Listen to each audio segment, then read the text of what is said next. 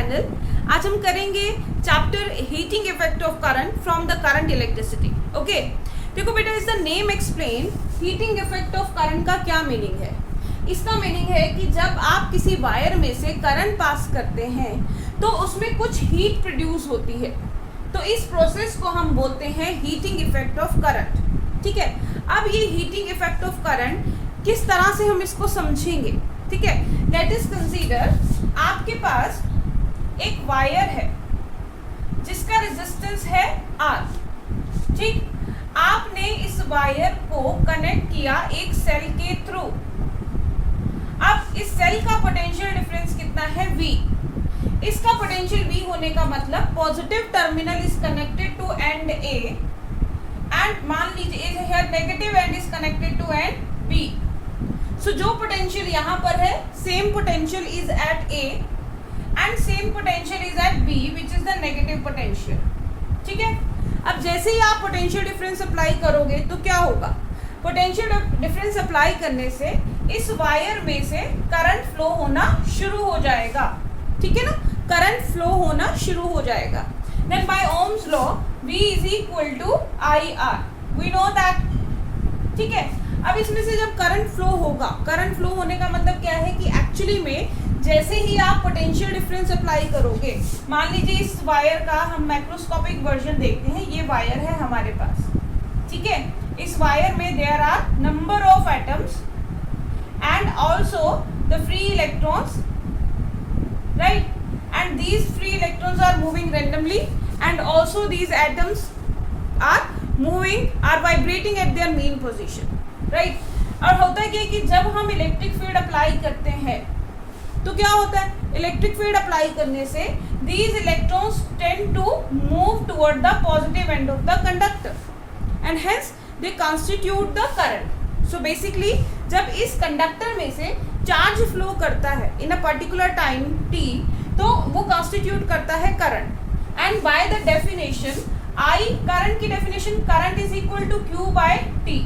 तो कितना charge flow हुआ, Q is equal to IT amount of charge इसमें से फ्लो होगा। ठीक है, अब देखो यहाँ पर है हायर पोटेंशियल, यहाँ पर है लोअर पोटेंशियल। जब चार्ज को लोअर से हायर पोटेंशियल की तरफ जाना होगा तो it have to do some work basically, so that work done is being stored in the form of energy, right. तो हम अगर निकालते हैं we know that work done is equal to V into Q, हमने ये chapter में last chapters में पढ़ा हुआ है। ठीक है, work done is equal to V into Q, और हम ये कह सकते हैं by the definition of potential difference V is equal to work done per unit charge. ठीक है जी, तो यहाँ पर Q की वैल्यू कितनी है IT, तो work done is equal to VIT। ठीक, तो this much amount of work is being done in moving the charge through the conductor, right, और this work done is appearing in the form of heat. तो हम कह सकते हैं H is equal to VIT। तो heat का एक तो फॉर्मूला हो जाता है VIT। Also we know that V is equal to IR, so putting value here V की जगह हमने पुट कर दिया IR, so IR into IT, so that is equal to I square RT। So H का another formula बन जाता है I square RT। So this is known as the Joule heating effect। इस एक्सप्रेशन को हम बोलते हैं Joule heating effect। And clearly किन किन फैक्टर्स पर ये डिपेंड कर रहा है, ये डिपेंड कर रहा है करंट फ्लोइंग, ये डिपेंड कर रहा है रेजिस्टेंस पर, ये डिपेंड कर रहा है टाइम, जितने देर के लिए करंट उसमें फ्लो किया। ठीक है, अब ये तो हो गया मैथमेटिकल ट्रीटमेंट टू अंडरस्टैंड कि जैसे ही आप पोटेंशियल डिफरेंस अप्लाई करोगे across the ends of the wire, ठीक है, कुछ चार्ज फ्लो होगा और वो चार्ज क्योंकि is being flowing against the potential, तो some work is being done, और वो work done in the form of heat हमें अपीयर होगा।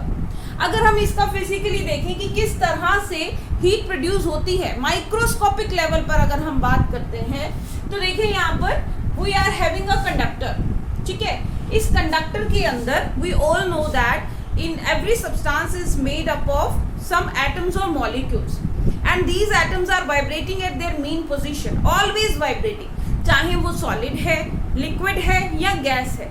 सॉलिड्स में वाइब्रेशंस कंपैरेटिवली कम होती हैं, लिक्विड में they are free to move and gases में they are totally free to move, कहीं भी मूव कर सकते हैं। ठीक है, अब जो हमारे पास कंडक्टर्स की हम बात करते हैं, दीज आर बेसिकली सॉलिड्स, हम जहां पर वायर की बात कर रहे हैं। ठीक है, तो in that case atoms are vibrating at their mean position like this. ठीक है, ऐसे भी मूव कर सकते हैं, ऐसे भी मूव कर सकते हैं, at every time due to their thermal energy they are moving like this. अब जैसे ही आपने पोटेंशियल डिफरेंस अप्लाई किया, suppose we are having electron here, ये इलेक्ट्रॉन है, जैसे ये इधर उधर मूव कर रहा है, जैसे ही आपने यहाँ पर इस वायर के अक्रॉस पोटेंशियल डिफरेंस अप्लाई किया, तो ये इलेक्ट्रॉन जो कैसे भी मूव कर रहा था वो इमीडिएटली एक्सेलरेट होगा एंड टकराएगा किसके साथ, एटम्स और आयंस के साथ। अब उस एक्सेलरेशन की वजह से वो अपनी काइनेटिक एनर्जी किसको ट्रांसफर करेगा, उस एटम्स और आयंस को, जिसकी वजह से इनका वाइब्रेशन का एम्पलीट्यूड और बढ़ जाएगा। बात समझ आ रही है? ये तो एक ही इलेक्ट्रॉन का प्रोसेस है। इस तरह से there huge number of electrons, huge number of atoms which are vibrating at their mean position due to their thermal energy। जब वो अपनी एनर्जी ट्रांसफर करेगा तो क्योंकि इनकी एनर्जी, इनकी वाइब्रेशंस और स्ट्रांग हो गई, मीन्स उनकी एनर्जी एड ऑन हो गई। तो पहले उनकी एनर्जी थर्मल एनर्जी थी, अब एनर्जी जो है वो काइनेटिक एनर्जी भी एड ऑन होगी, एनर्जी इंक्रीज हो गई, तो that energy appears in the form of heat, right. इसलिए जैसे ही आप वायर में से करंट फ्लो कराते हो तो करंट जो वायर है वो गर्म होना शुरू हो जाती है। सो this is the process. Okay, अगर हम बात करते हैं हीट की, तो हीट को आप किस में मेजर करते हो, जूल में भी मेजर कर सकते हैं, कैलोरीज में भी मेजर कर सकते हैं, depending upon whatever the requirement is. ठीक है जी। नेक्स्ट हमारा इसका नेक्स्ट टॉपिक आता है इलेक्ट्रिक पावर। अब हम डिस्कस करते हैं कि इलेक्ट्रिक पावर क्या है। हमने अभी तक हीट का जो फॉर्मूला निकाला है that is equal to I square RT, famous formula heat का, H is equal to I square RT। ठीक, देखो पावर क्या होता है, power in general is rate of doing work. So अगर हम ये मैकेनिकल पावर, मैकेनिकल फॉर्मूलाज में हम ये पढ़ते हैं, power is rate of doing work. अगर आपको इलेक्ट्रिक पावर निकालनी है, इलेक्ट्रिक पावर, तो वो क्या होगा, rate of doing electric work. और वो अभी हमने क्या निकाला था, वो अभी हमने निकाला था I स्क्वायर आर टी, है ना। और रेट मतलब जब भी वर्ड रेट आता है means we are dividing it by time, तो पावर का फॉर्मूला क्या आ जाता है, I स्क्वायर आर। ठीक, और एक हमने हीट का फॉर्मूला पढ़ा था, H is equal to VIT। ठीक है, तो यहां से पावर का फॉर्मूला हमारे पास कितना आ जाएगा, VIT divided by T which is equal to VI। ये सारे कॉमन फॉर्मूलाज आपने 9th में पढ़े हुए, 10th क्लास में पढ़े हुए। ठीक है, तो power is V into I। Next, अगर हम यहाँ पर V is equal to IR करते हैं, तो यहाँ से I की वैल्यू कितनी आ जाएगी, V बाय R। तो पावर कितना हो गया यहाँ से, V स्क्वायर बाय R। तो पावर का तीसरा फॉर्मूला जो आ जाता है V स्क्वायर बाय R। ठीक, तो ये कुछ फॉर्मूलाज हैं that we will discuss later. अभी इसी लेक्चर में डिस्कस करेंगे कि किस तरह से हम पावर्स एंड ये वाला फॉर्मूला वोल्टेज करंट का रिलेशन यूज करके हीट प्रोड्यूस हम निकालेंगे। ठीक है, फिर इसके बाद हमारा छोटा सा कॉन्सेप्ट आता है विच is the electric energy. Energy हमने अभी बात की, work done, right. So work done is measured in the terms of energy is equal to power into time। जैसे हमने यहाँ पर निकाला था rate of doing power, rate of doing work, P is equal to W by T, तो W is equal to P into T। ठीक है, तो यहाँ से हम अगेन कर सकते हैं power is VI into time, तो VIT हमारे पास एनर्जी हो गई। जो कमर्शियल यूनिट ऑफ एनर्जी होता है किलोवाट आवर, उसे हम वाट भी बोलते हैं, B और T means board of trade unit. And और भी आप इसको किलोवाट आवर को आप आवर्स में निकालते हो। किलोवाट आवर का दूसरा नाम यूनिट भी होता है, जब आप घरों में यूज करते हो किलोवाट आवर को हम यूनिट भी बोलते हैं। ठीक है, तो ये छोटा सा कॉन्सेप्ट था, छोटी छोटी सी डेफिनेशंस थी। किसके बारे में, ये डेफिनेशंस थी हीट की, पावर की एंड एनर्जी की। Now let us move to the concept of this chapter. देखिए, जब हमारे पास सपोज अप्लायंसेस है, these are connected in series, ठीक, हमने पावर के कितने फॉर्मूलाज किए, power is I square R, power is V square R by R and power is VIT, ठीक। तो in general how we will apply this, देखो अगर मान लो हमारे पास सीरीज में है दो रेजिस्टेंस, हम बल्ब की बात कर लेते हैं, दो रेजिस्टेंस आर इन सीरीज, दो बल्ब है, ये दो बल्ब क्या है, सीरीज में है टू द सेल, ठीक है।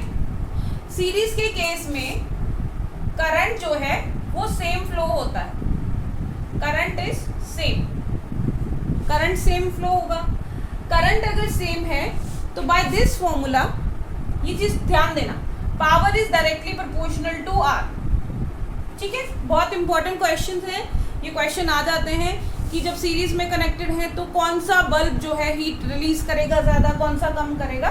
तो in that case power is directly proportional to R, जिसका रेजिस्टेंस ज्यादा होगा उसकी पावर उतनी ही ज्यादा होगी। पावर ज्यादा होने का मतलब कि वो वाला बल्ब जो है ज्यादा पावर कंज्यूम करेगा, मींस उसमें से हम बात कर सकते हैं ज्यादा हीट रिलीज होगी, ठीक है। फॉर एग्जाम्पल मान लीजिए हमारे पास ये दो बल्ब है, दो बल्ब तीन, एक और ले लेते हैं, एक और बल्ब हमने ले लिया, एक हमारे पास है 50 वॉट का, एक है 100 वॉट का और एक है 60 वॉट का सपोज, ठीक। देखो इन जनरल इंडियंस जो है स्टैंडर्ड्स के हिसाब से जो भी अप्लायंसेस हैं उनको रेट किया जाता है 220 वोल्ट पर, ठीक है। उसका क्या मतलब होता है, मान लो एक बल्ब है, उस बल्ब की रेटिंग जो है, बल्ब की रेटिंग है 100 वॉट एट 220 वोल्ट। इसका मतलब क्या है कि जब वोल्टेज 220 वोल्ट आएगी तो उसकी पावर होगी 100 वॉट। 100 वॉट होने का मतलब क्या है कि वो 100 जूल एनर्जी रिलीज करेगा 1 सेकेंड में, ठीक है। सिमिलरली अगर एक बल्ब की रेटिंग कुछ इस तरह से लिखी है 60 वॉट एट 220 वोल्ट, तो इसका मतलब वो 220 वोल्ट पे वोल्टेज तो उतनी है, स्टैंडर्ड वोल्टेज इंडियन स्टैंडर्ड्स में दैट इज 220, तो 60 वॉट, राइट। तो 60 वॉट का मतलब क्या हो गया, 60 जूल पर सेकेंड, यानी कि वो 1 सेकेंड में 60 जूल एनर्जी रिलीज करेगा। तो नेचुरली अगर हम बात करते हैं कि अगर हमारी ये वोल्टेज कांस्टेंट है 220 वोल्ट है, ठीक है, इस बल्ब की भी 220 वोल्ट थी, इस बल्ब की भी 220 वोल्ट है, तो किसकी पावर ज्यादा है, किसने ज्यादा एनर्जी रिलीज की है, 100 वॉट वाले। तो ये चीज को ध्यान रखना है कि अगर हम कांस्टेंट वोल्टेज की बात करते हैं, राइट, कांस्टेंट वोल्टेज होगी अगर हमारे पास, तो कांस्टेंट वोल्टेज पर जितना ज्यादा पावर होगी, पावर जितनी ज्यादा होगी उतनी हीट ज्यादा प्रोड्यूस होगी, उतना बल्ब ज्यादा ग्लो करेगा, ब्राइटर होगा। ब्राइटनेस ऑफ बल्ब हम यहाँ लिख देते हैं वर्ड, ब्राइटनेस ऑफ बल्ब, ठीक है, एंड ब्राइटनेस ऑफ बल्ब उतनी ही ज्यादा होगी। वैसे हम इसको इस तरह से लिखते हैं कि brightness of bulb is directly proportional to power, brightness of bulb is directly proportional to power. लेकिन ये कंडीशन किस पर है, ये कंडीशन है कांस्टेंट वोल्टेज पर। अगर वोल्टेज सेम है तो ब्राइटनेस बल्ब की पावर के प्रोपोर्शनल है। जैसे हमने अभी डिस्कस किया कि 220 पर दोनों बल्ब थे, तो 220 पर 100 वॉट का बल्ब कितनी एनर्जी रिलीज करेगा, 100 जूल, ठीक है, 100 जूल पर सेकेंड। 1 सेकेंड में वो 100 जूल एनर्जी रिलीज करेगा, मतलब वो ज्यादा ब्राइटर ग्लो होगा as compare to the 60 watt. ठीक है, यहाँ तक क्लियर हो गया आपको? ठीक, इसको नोट करना, ये पॉइंट बहुत इंपॉर्टेंट है कि कांस्टेंट वोल्टेज पर जितना बल्ब की ब्राइटनेस किस पर डिपेंड करेगी, पावर ऑफ द बल्ब पर। अब आ जाते हैं इस क्वेश्चन पर, जहां हम कह रहे थे कि 3 बल्ब जो हैं these are connected in series. ठीक, अब ये सीरीज में कनेक्टेड है। देखो अगर यहाँ पर सपोज आपके पास कुछ भी वोल्टेज है, 220 है या 240 है, वट एवर इट इज, तो अगर हम 220 लेके चलते हैं, मान लीजिए जो सेल आपने लगाया, जो बैटरी आपने लगाई है, वो 220 वोल्ट का पोटेंशियल दे रहा है। अब यहाँ पर 100 वोल्ट ज़्यादा है, 60 कम, 50 उससे भी कम। तो हमने अभी जैसे डिस्कस किया कि कांस्टेंट वोल्टेज पर बल्ब की ब्राइटनेस किस पर डिपेंड करेगी, बल्ब की ब्राइटनेस डिपेंड करेगी उसकी पावर पर। बट यहाँ पर क्या कॉन्सेप्ट है, देखो ये 220 वोल्ट है और ये सीरीज में है, तो सीरीज में तो वोल्टेज डिवाइड हो जाती है ना, तो यहाँ पर वोल्टेज कुछ और होगी, यहाँ पर वोल्टेज कुछ और होगी और यहाँ पर वोल्टेज कुछ और होगी, ठीक है ना। तो वोल्टेज वेरी कर रही है, तो हम डायरेक्टली यहाँ पर ये नहीं कह सकते कि 100 वॉट का बल्ब ज्यादा क्या दे रहा है, ब्राइटनेस, हम डायरेक्टली नहीं कहेंगे। तो इसके लिए हमें क्या करना पड़ेगा, सबसे पहले ये रिलेशन फॉलो करना है, मतलब हमें इन बल्ब्स का रेजिस्टेंस निकालना पड़ेगा। देखो मैंने आपको ऑलरेडी बताया कि इंडियन स्टैंडर्ड्स के हिसाब से जो रेटिंग होती है किसी भी अप्लायंस की, वो 220 वोल्ट पर होती है, ठीक है। तो हम पहले इनका रेजिस्टेंस निकालेंगे तीनों का with respect to 220 volt. Although यहाँ पे 220 है, यहाँ पे 240 हो, वट एवर इट इज, वो करंट को प्रोड्यूस करने के लिए वोल्टेज यूज होगी, लेकिन इनकी रेटिंग 220 पर है।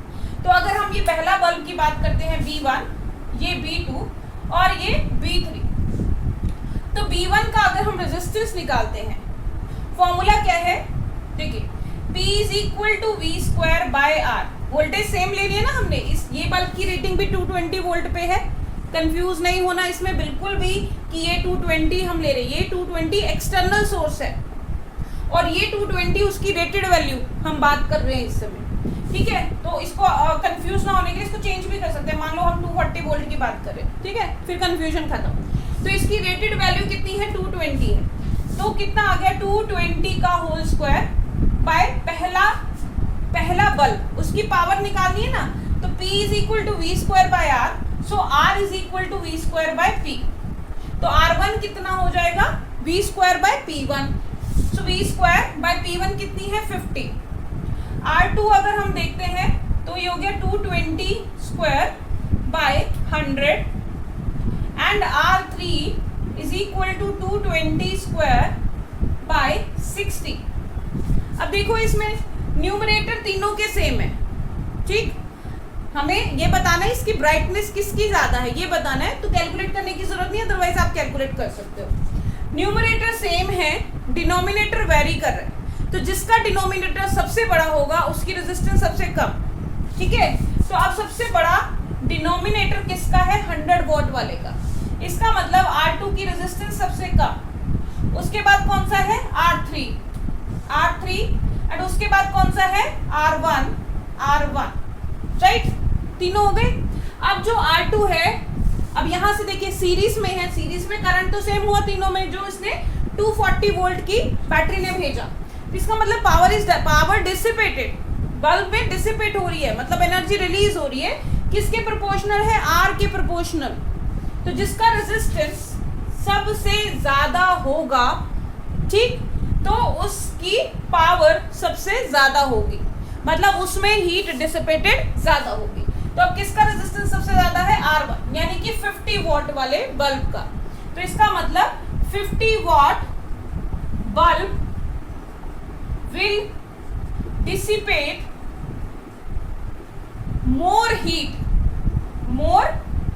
और हम ये कह सकते हैं कि ये ज्यादा ब्राइटर होगा इन तीनों में से, ठीक।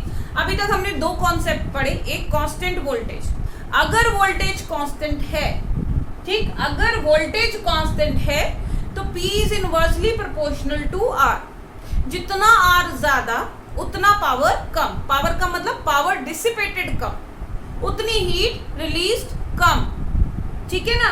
तो और यहाँ हम क्या पढ़ रहे हैं, यहाँ पर हम कर रहे हैं जब सीरीज में है, जब आपने इंडिविजुअल रेजिस्टेंस निकाल दिया तो सीरीज में करंट की वैल्यू क्या है, सेम, ठीक, करंट की वैल्यू सेम है तो power directly proportional to R। तो जिस बल्ब का रेजिस्टेंस सबसे ज्यादा होगा वो ज्यादा पावर कंज्यूम करेगा या डिसिपेट करेगा एनर्जी ज्यादा, ठीक है। तो यहाँ तक, यहाँ इसको अगर हम समराइज करते हैं इन दो पॉइंट्स को, तो हमने ये पढ़ा कि क्या पढ़ा हमने, एट कांस्टेंट वोल्टेज ब्राइटनेस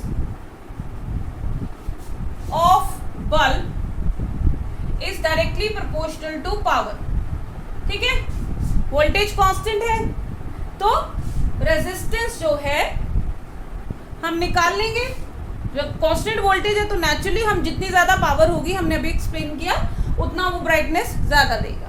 ठीक है, दूसरा हमने पढ़ा इन सीरीज,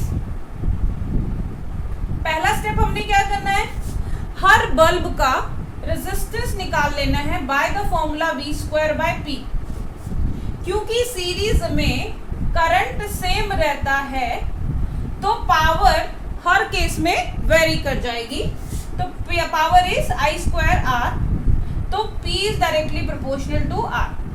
तो जिसका रेजिस्टेंस ज्यादा होगा उसमें पावर डिसिपेटेड ज्यादा होगी और वो ज्यादा ग्लो करेगा। ठीक, greater the power, higher the power, higher is the resistance, more is the glow.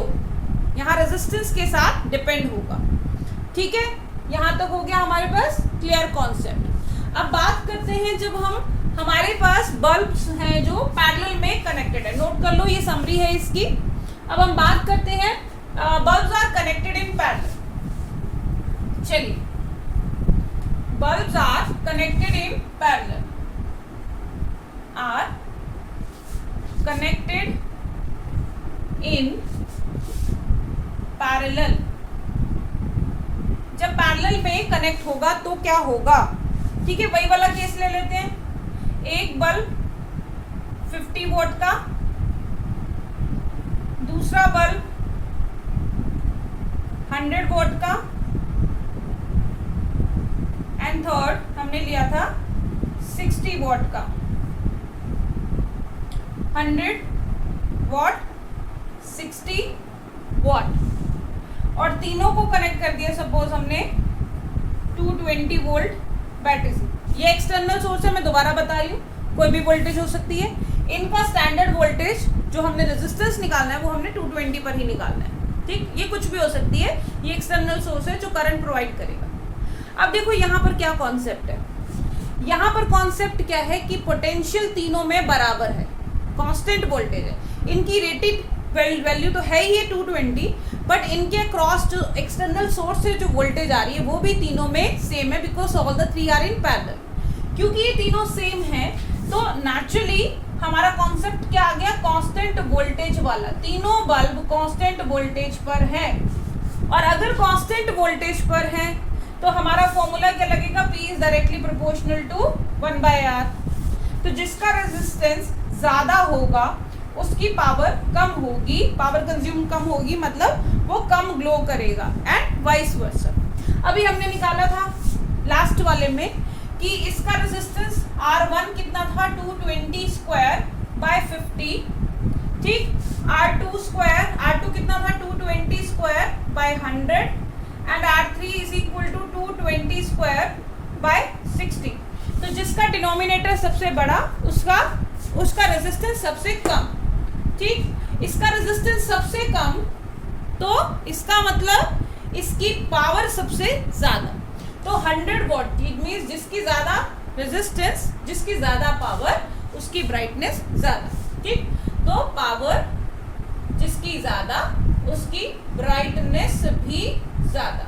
ये हम ऑलरेडी पढ़ चुके हैं, हम ऑलरेडी डायरेक्ट भी हम अप्लाई कर सकते हैं क्वेश्चंस में। कांस्टेंट वोल्टेज जितनी पावर उतनी ब्राइटनेस, और यहाँ से भी हमने प्रूव कर दिया क्योंकि पैरेलल में है, वोल्टेज कांस्टेंट है तीनों के अक्रॉस, तो हमारा फॉर्मूला कौन सा लगेगा, ये वाला। इस फॉर्मूला के हिसाब से P is inversely proportional to R, तो जितना R रेजिस्टेंस ज्यादा पावर कम। So this is how when bulbs are connected in series and parallel, तो उस केस में कैसे ब्राइटनेस को हम डिस्कस कर सकते हैं। ठीक, चलिए आगे डिस्कस करते हैं one more concept of this. क्या है हमारे पास, मान लीजिए आपके पास एक हीटर है, one heater which is joined in series with 60 what bulb. एक हीटर है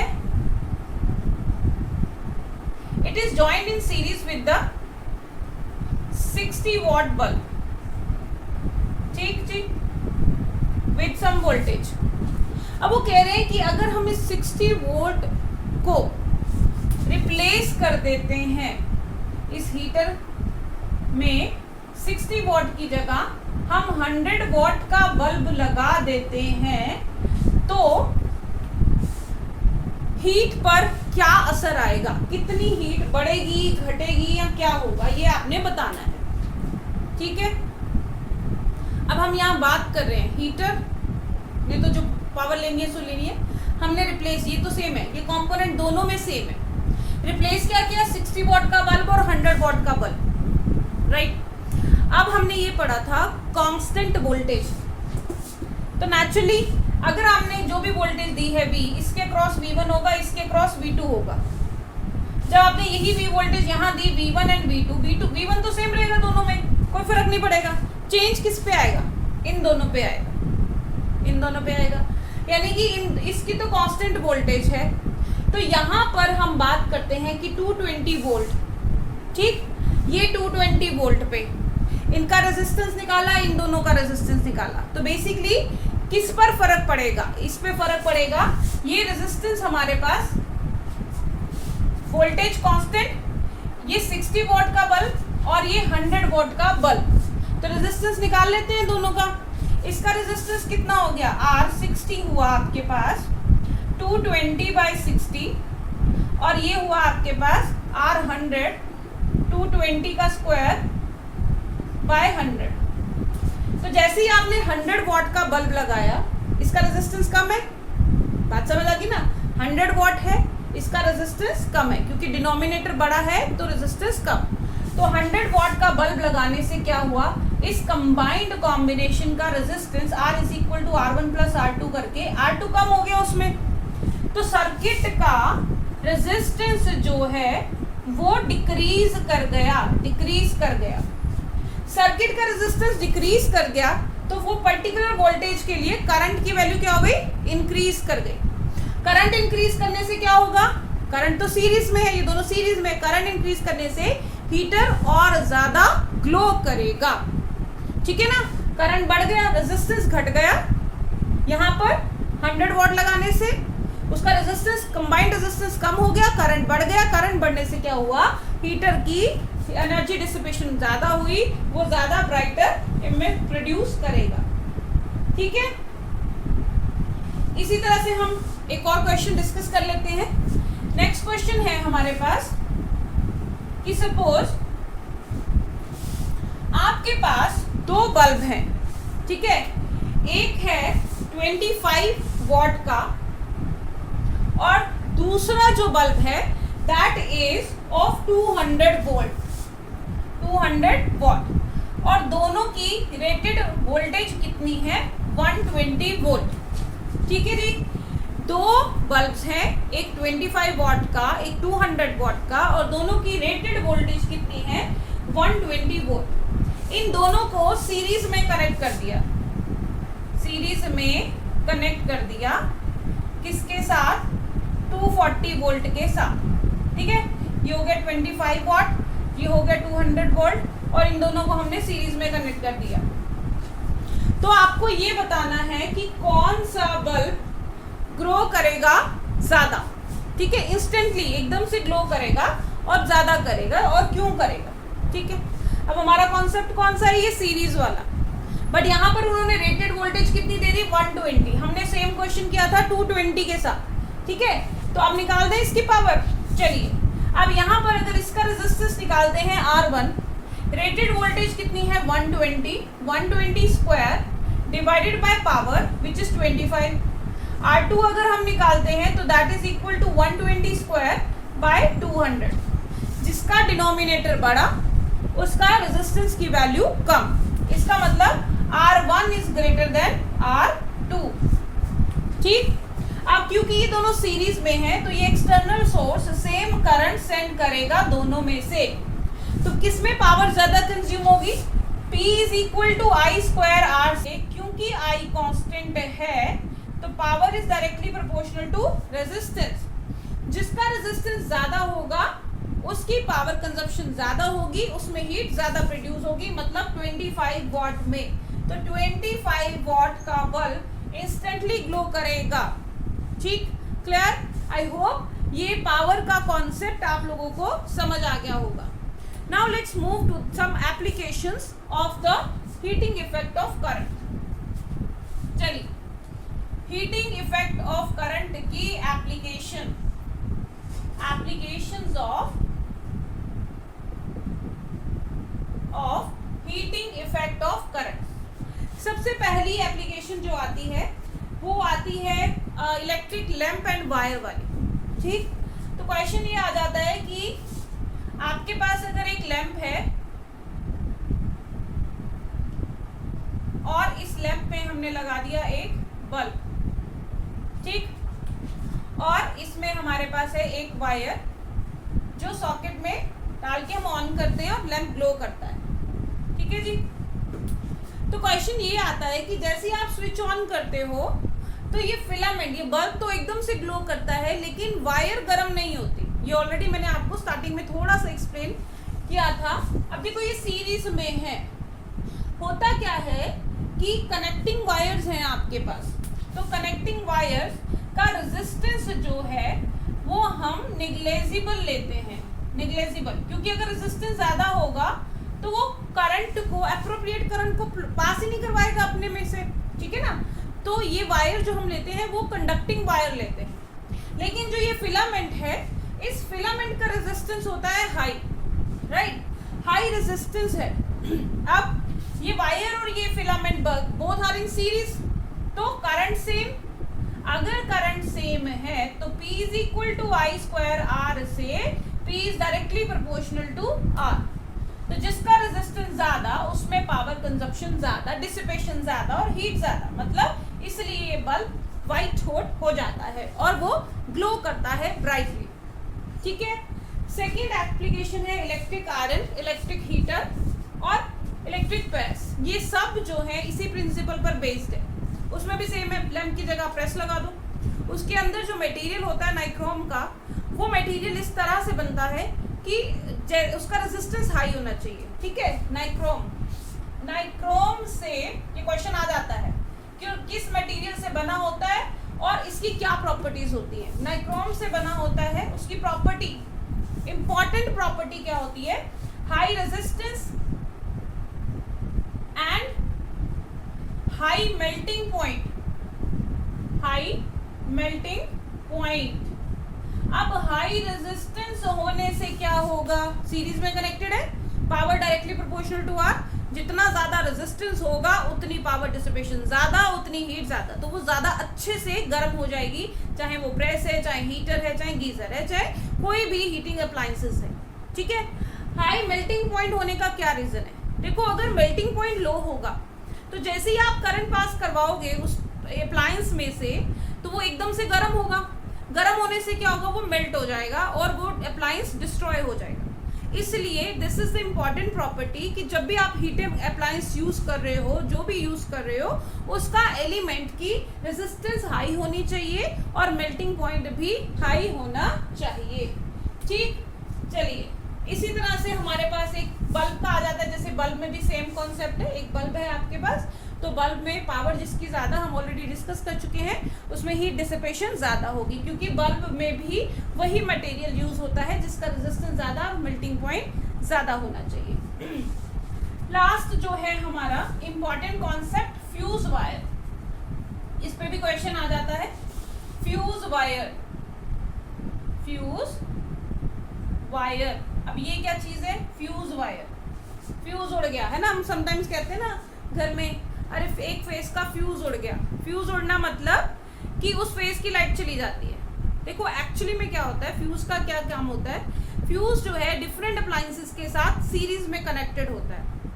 तो फ्यूज का काम क्या है कि जैसे ही एक्सेस करंट आता है तो उसमें लगा हुआ मटेरियल एकदम से बर्न आउट होता है और बाकी अप्लायंसेस को वो जो है बचा देता है बर्स्ट होने से। ठीक है, जैसे कि अब इसमें जो फ्यूज वायर है वो नॉर्मली बनता है टिन लेड एलॉय का। टिन, ये क्वेश्चन आ सकता है, टिन लेड एलॉय का बना होता है, एलॉय। लेकिन इसकी प्रॉपर्टी क्या है, फ्यूज वायर का हाई रेजिस्टेंस होना चाहिए, ठीक है। रेजिस्टेंस तो बढ़िया हाई ही चाहिए हमें, हाई होगा तो हीट प्रोड्यूस होगी ना, अगर हाई नहीं होगा तो हीट ही प्रोड्यूस नहीं होगी, तो रेजिस्टेंस हमें हाई चाहिए। लेकिन फ्यूज वायर का मेल्टिंग पॉइंट हमें लो चाहिए, मेल्टिंग पॉइंट लो चाहिए, मतलब इतना लो होना चाहिए कि थोड़ी सी हीट ज्यादा हुई तो वो मेल्ट हो जाए, ठीक है ना। अगर मेल्टिंग पॉइंट हाई हो गया तो वो तो हीट सारी की सारी सीरीज में सर्किट है, फ्यूज वायर फ्यूज के साथ बाकी सारा सर्किट सीरीज में है, तो अगर हाई उसका मेल्टिंग पॉइंट रखेंगे तो क्या होगा, मेल्टिंग पॉइंट हाई रखने से इसको कुछ नहीं होगा और करंट आगे चला जाएगा, करंट आगे चला जाएगा तो बाकी अप्लायंसेस खराब हो जाएंगे, ठीक है ना। तो हमें फ्यूज वायर जो लेनी है उसका मेल्टिंग पॉइंट लो रखना है, उससे क्या होगा कि अगर रेटेड वैल्यू से करंट ज्यादा आया, ठीक, तो उस केस में वो मेल्ट हो जाएगा। ये एक कंपोनेंट, जैसे मान लीजिए ये फ्यूज वायर है और उसके साथ हमारे बाकी के होम अप्लायंसेस कनेक्टेड है, तो करंट ज्यादा आने पे ये मेल्ट हो गया, इसने क्या कर दिया, इस सर्किट को ब्रेक कर दिया, तो बाकी के अप्लायंसेस उससे खराब होने से बच गए। इसलिए फ्यूज वायर बहुत ज्यादा इंपॉर्टेंट होती है ताकि हमारे घर के बाकी के अप्लायंसेस सेफ रहे, ठीक। तो ध्यान रखना है, हीटिंग अप्लायंसेस में नाइक्रोम जो यूज होती है उसकी प्रॉपर्टी क्या है, high resistance and high melting point. लेकिन फ्यूज वायर के केस में हमारे पास क्या होना चाहिए, रेजिस्टेंस हाई लेकिन मेल्टिंग पॉइंट लो, ठीक। So this was all about this chapter. I hope you must have understand all the topics clearly. So do watch my next video for the next wonderful topic. Thank you and have a nice day.